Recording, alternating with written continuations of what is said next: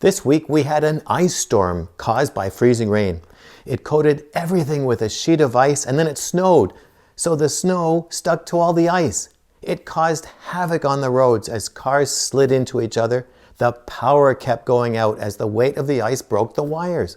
But the photographers loved it because it turned the town into a winter wonderland, as you can see here. In our yard, we have a tall oak tree. At this time of year, most trees have lost their leaves, but our oak hangs onto its leaves longer.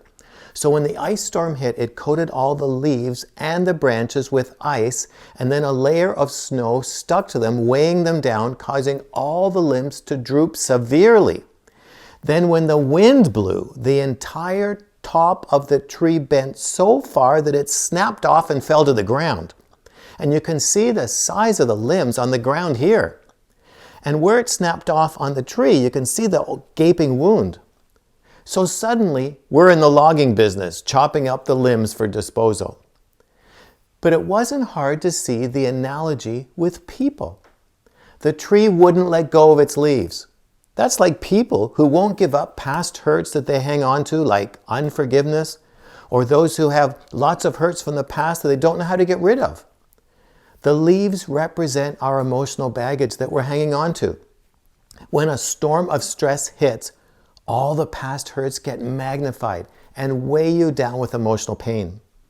And when the wind of change or adversity hits, you may even become overwhelmed, snap, and come crashing down.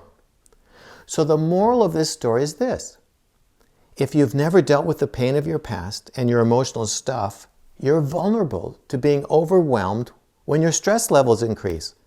But if you recognize now that you have issues from your past or unforgiveness, or that you can get easily triggered and overreact in some circumstances, you can take action now to prevent a crash later.